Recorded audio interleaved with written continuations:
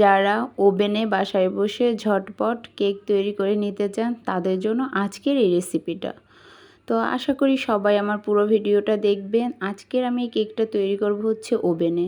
আমি সেজন্য এখানে প্রথমেই একটা বাটিতে নিচ্ছি 3টা ডিম। আপনারা চাইলে 2টা, একটা যার যার মতো করে আপনারা ডিম দিয়ে তৈরি করতে পারেন মেজারমেন্ট অনুযায়ী। তো আজকে আমি কেকটা তৈরি করব হচ্ছে 3টা ডিম দিয়ে। ডিমটা খুব ভালো করে ফেটে নিচ্ছি। তো ডিমটা কিন্তু খুব ভালো করে খুব সুন্দর ফেটে নিতে হবে। আর আমি এখানে 15 মিনিটের মতো ভালো করে ফেটে নিচ্ছি। এবার মেজারমেন্টের কাপ দিয়ে সব কিছু পরিমাণ মতো মেপে নেব। আমি এখানে হাফ কাপের থেকে একটু বেশি চিনি নিয়েছি। চিনি আর ডিমটাকে আবার ভালো করে ফেটে নেব 15-20 মিনিটের মতো, যতক্ষণ না চিনিটা ভালো করে গলে যায়। আমি খুব ভালো করেই ডিম আর চিনিটা ফেটে নিচ্ছি। যতক্ষণ আপনি ভালো করে সুন্দর ফেটে নেবেন ততই কিন্তু কেকটা ভালো হবে, একদম নরম হয়ে যাবে। এবার মেজারমেন্ট অনুযায়ী 1 কাপ ময়দা নিলাম আর দিয়ে দিচ্ছি 1 চামচ বেকিং পাউডার আর একটুখানি লবণ। এটাকে খুব ভালো করে একটা জালিতে সুন্দর চেকে নিয়ে ডিম আর চিনির ভিতরে এবার এই উপকরণগুলো দিয়ে দিলাম। শুকনো উপকরণ দিয়ে আবার আমি এটাকে ব্লেন্ড করে নেব। খুব সুন্দর করে এটাকে আমি একটা ডো তৈরি করে নিব। কেকের ডোটা কিন্তু খুব সুন্দর সফট হতে হবে। তারপরে দিয়ে দিচ্ছি 1 কাপ তেল। তেলটা কিন্তু আপনি চাইলে আগে পরেও দিতে পারেন। তো আমি এখন তেলটা দিয়ে আবার খুব ভালো করে ফেটে নেব।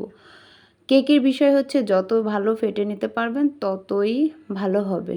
ডোটা কিন্তু খুব নরম হবে না, খুব শক্তও হবে না, এদিকে খেয়াল রাখতে হবে। দেখুন আমার ডোটা কত সুন্দর হয়েছে আর কোন পর্যায়ে হয়েছে এটা কিন্তু একদম খেয়াল রাখতে হবে। এবার দিয়ে দিচ্ছি হচ্ছে ভ্যানিলা এসেন্স। এটার জন্য আপনার ডিমের গন্ধটা আসবে না। তো এটা দিয়ে আবার আমি ভালো করে নেড়ে নিচ্ছি। দেখুন কত সুন্দর একটা কালার আসছে এবং এই পরিমাণের হচ্ছে নরম হবে। এবার আমি একটা যে বাটিতে কেক তৈরি করব সে বাটি নিলাম। বাটিতে হালকা একটু তেল দিয়ে আমি হাত দিয়ে ঘুরিয়ে ঘুরিয়ে এটাকে মাখিয়ে নিব, যাতে খুব সহজেই কেকটা তুলে নেওয়া যায়। তো এবার আমি এভাবে সুন্দর করে চারিপাশটা তেল দিয়ে মাখিয়ে নিলাম। এবার আমি একটা পেপার নিয়েছি, বাটির বরাবর পেপারটা ভালো করে গোল করে কেটে নিয়েছি। সাইডেও দিয়ে দেব যাতে সাইড থেকে ভালো করে উঠে যায়। তো এইবার সাইডেও আমি সুন্দর করে কেটে নিয়েছি, পেপার দিয়ে দিলাম। এবার আমার পেপার দেওয়া হয়ে গেছে। এবার হচ্ছে আমি কেকের জন্য যেটা তৈরি করে রেখেছিলাম সেটা দিয়ে দেব। তো আমার এখানে বসানো খুব সুন্দর হয়েছে দেখুন। এবার আমি ডোটা এভাবে সুন্দর ঢেলে দেব বাটিতে। এরকমের ভাবে কিন্তু নরম হবে, না বেশি শক্ত না বেশি নরম। এবার ভিতরে ফাঁকা থাকার জন্য আমি এটাকে বাটিকে আস্তে আস্তে করে একটু এভাবে নাড়িয়ে নেব।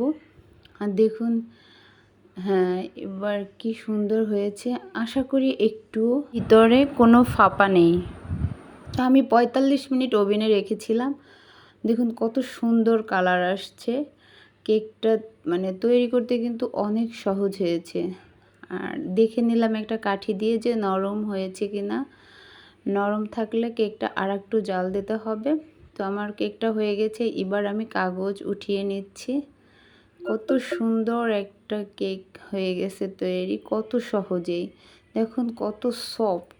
তো আশা করি বাসায় আপনারা এভাবে কেক তৈরি করবেন। সবাই ভালো থাকবেন এই প্রত্যাশা এখানে শেষ করছি। আল্লাহ হাফেজ।